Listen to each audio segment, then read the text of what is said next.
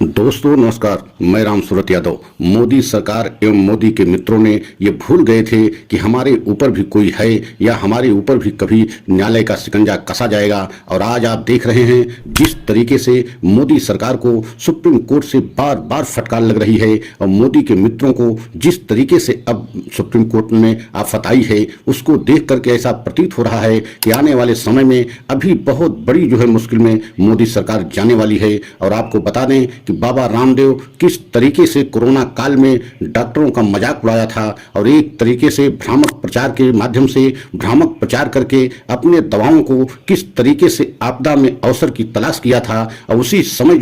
कोरोनिल एक दवा लेके आए थे और उन्होंने ये बताया था देश को कि इस दवा से एक तरीके से पूरी तरह से कोरोना खत्म हो जाएगा। और आपने देखा भी है कि उस समय सरकार, कोई भी सरकार, चाहे प्रदेश की सरकार रही हो चाहे केंद्र की सरकार रही हो, इनकी जिम्मेदारी बनती है कि कोई भी व्यक्ति, कोई भी संस्था, कोई भी प्राइवेट कंपनी इस तरीके का भ्रामक प्रचार नहीं करना चाहिए और न करने देना चाहिए था। लेकिन क्योंकि मोदी के मित्र थे, मोदी सरकार में कितनी हनक थी बाबा रामदेव की, इससे आप अंदाजा लगा सकते हैं कि उस समय किसी भी तरीके से बाबा रामदेव पर कोई अंकुश नहीं लगाया गया। लेकिन अब जिस तरीके से डॉक्टरों का उस समय कोरोना काल में मजाक बनाया गया और जब हमारे देश में जनता एक तरीके से ऑक्सीजन के लिए तड़प रही थी और बहुत सारे ऐसे हमारे देश के देशवासी मर भी गए कोरोना काल में, लेकिन आप समझ लीजिए कि उसी समय में एक तरीके से आपदा में अवसर तलाशा गया और बाबा रामदेव अपने भ्रामक दवाओं के प्रचार में लगे रहे, मशगूल रहे। लेकिन अब डॉक्टरों के एसोसिएशन द्वारा जो याचिका दाखिल की गई थी उस पर सुनवाई शुरू हो गई है और पिछली सुनवाई में ही एक तरीके से अवमानना का नोटिस जारी किया था। लेकिन बाबा रामदेव इसके बाद भी नहीं माने, मतलब अवमानना के नोटिस जारी होने के बाद भी नहीं माने और उसके बाद भी अपना भ्रामक प्रचार किया। तो अब जब कल उनकी 2 अप्रैल को पेशी हुई और उनके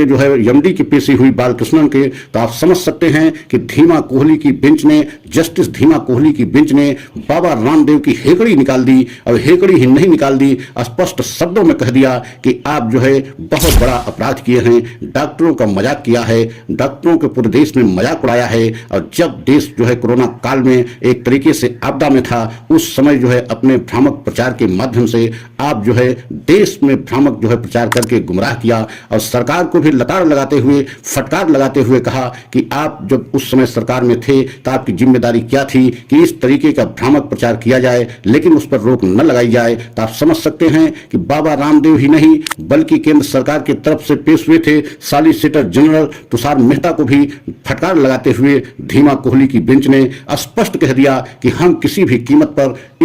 इस केस में सिर्फ माफी पर छोड़ने वाले नहीं हैं। जबकि बाबा रामदेव की तरफ से माफी मांगी गई, तुषार मेहता जो सरकार की तरफ से वकील के रूप में पेश हुए थे, सॉलिसिटर जनरल हैं, उनकी तरफ से माफीनामा दिया गया। लेकिन धीमा कोहली की बेंच ने स्पष्ट कह दिया कि हम माफी से संतुष्ट नहीं हैं, इनके जवाबों से संतुष्ट नहीं हैं, हम इस पर कार्रवाई करेंगे क्योंकि इन्होंने बहुत बड़ा अपराध किया है, फोर्जरी किया है। तो आप अवमानना का इनके ऊपर पूरी तरीके से केस बनता है। तो आप समझ सकते हैं कि अब किस तरीके से पूरी केंद्र सरकार एक तरीके से सुप्रीम कोर्ट में बार बार फटकार खाने के बाद भी अपने मित्रों के साथ खड़ी हुई है। लेकिन आप समझ सकते हैं कि अब न केंद्र सरकार बचेगी, न ही उनके मित्र बचेंगे। आपने देखा भी है कि किस तरीके से झटके पे झटका सुप्रीम कोर्ट से केंद्र सरकार को लग रहा है। सबसे बड़ा झटका मोदी और खासकर बीजेपी को लग रहा है क्योंकि चुनाव की घोषणा हो गई है, चुनाव होने वाला है, 19 अप्रैल से पहला चरण शुरू भी हो जाएगा। तो आप समझ सकते हैं कि ऐसे में कई झटके जो सुप्रीम कोर्ट से बीजेपी को लगे हैं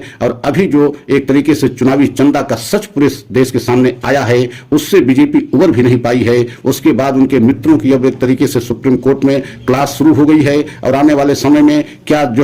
सुप्रीम कोर्ट और सख्त रुख अपनाया तो क्या बाबा रामदेव की मुश्किल और बढ़ेगी, क्या वो जेल जा भी सकते हैं, उनके एमडी